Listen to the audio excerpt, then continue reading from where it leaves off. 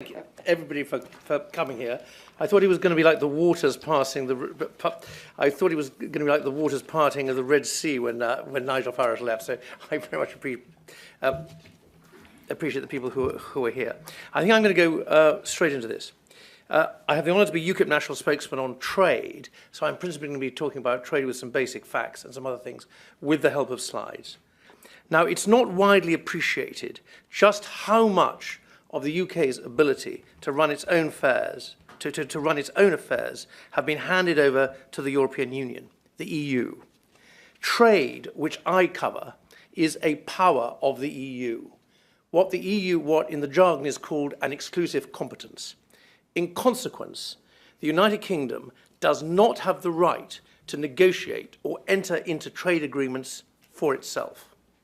By contrast, the former British colony not so very far from here, of Belize, does have that right and takes full advantage of it. And it's not just trade. 75% of our laws emanate from the EU. We have, as far as the EU is concerned, open borders. Our commerce, business and industries are hampered by alien EU regulation. Our English common law is made inferior to the rulings of foreign courts. Our National Health Service is hobbled by EU directives. Our people can be subjected to the European arrest warrant. Our fish are stolen. We cannot even choose how we tax cider, how our ovens work, what vacuum cleaners we have. The European Commission extends its sway over the UK even unto light bulbs. A country within the European Union has less autonomy than a state within the United States. Now let us go back to trade. Next, NAFTA. In trade terms, the North American Free Trade Area is approximately the same size as the EU. And you can see that just over 70% of the exports of Mexico went to the two other countries in NAFTA. With Canada, the equivalent figure is almost 80%. By comparison, between the UK and the other EU countries, the proportion of UK trade is less than half, less than 45%, and that figure is falling. Nevertheless, we are constantly told that because maybe 45% of our exports go to the EU, that is in itself sufficient reason for the UK to be in the EU political union. Now, again to the European Union and trade. The essential background is that the UK has been a leader in international trade for centuries, long before the European Union was even thought of. Next. Now this slide shows the value of trade between 20 countries outside the EU and the EU member states in 2013. And you will note the sheer value of this, 2,593 billion euros. Now, figures are inherently comparative, and to put it in another way, in 2013, the value of this trade was worth more than the entire economy of France. For that matter, it was worth more than our economy in the UK, and it was even worth more than Tony Blair and Cherry Blair got paid last year. It is also important to note that all three of the top 3 trading countries with the EU, 6 of the top 10, 11 of the top 20 do not have trade agreements with the European Union. These countries trade and trade successfully with the European Union within the framework and under the rules of the World Trade Organization. That is one option for the UK after exit, and one that is always available. The EU cannot block it. Even the federalist diehards and fanatics in the EU Commission and the EU Parliament cannot block it. Next slide, please. Many will assume, because it seems logical, that a member state of the EU will inevitably export more per head of population to other member states than a country which is not a member state. It seems logical. Let's take a look at Switzerland, which, to be clear, is not a member of the EU. As the slide shows, Switzerland has consistently exported to the EU a multiple per head of what we manage in the UK, and the average is over 4.5 times. The point is this. A country does not have to be in the European Union in order to be able to trade with it and trade very successfully. The UK would absolutely not be leaving EU markets on exiting the EU. It is crystal clear, and the facts demonstrate it. The trade would continue. But this is unfortunately what David Cameron and Ed Miliband and all the usual suspects this is not what these people have been telling the British electorate.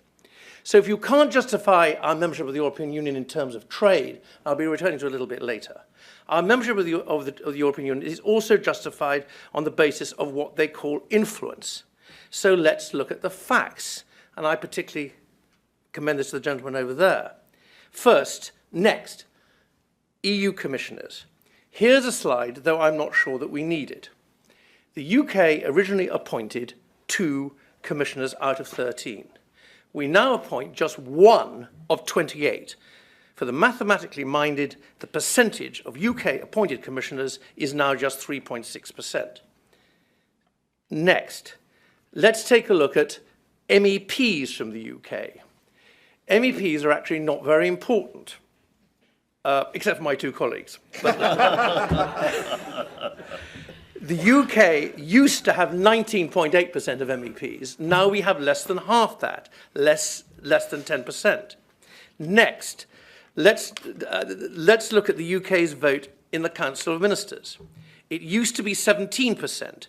It also is now less than half that the 17% figure, just 8.24%.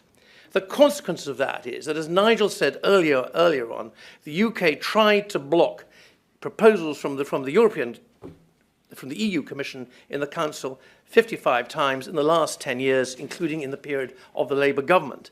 And in those 55 times, they failed 55 times. The fact of the matter is that the UK has no meaningful influence in the EU. And we do not have the influence in the EU to be an effective ally for the United States. State Department, please note. Now back to trade. When we exit the EU, we regain our ability to negotiate our own trade agreements for ourselves. Next. To go back to Switzerland, a country with an economy 1/4 the size of the UK's, Switzerland can negotiate its own trade agreements now, and this slide shows how Switzerland has done. We can see that the EU has trade agreements, which Switzerland does not have, with Algeria, Andorra, and San Marino. By comparison, Switzerland has trade agreements, which the EU does not have, with Canada, China, and Japan. And it's not just Switzerland. Chile, New Zealand, Iceland, as Nigel Farage said, unlike the UK, can negotiate their own trade agreements. And Chile, New Zealand, Iceland all have trade agreements with China.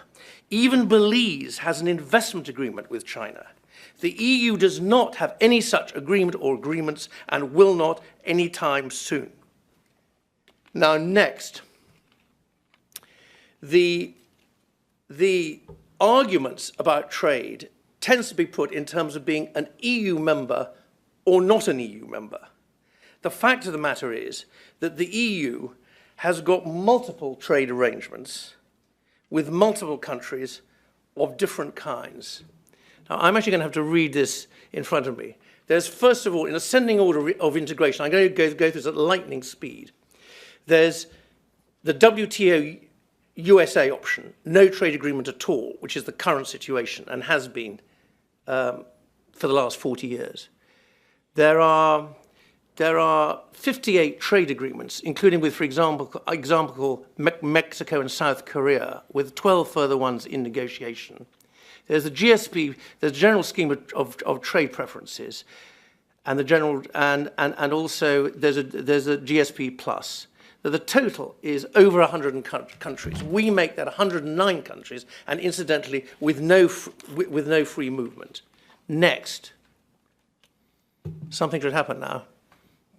Next. Ooh, it can go one back.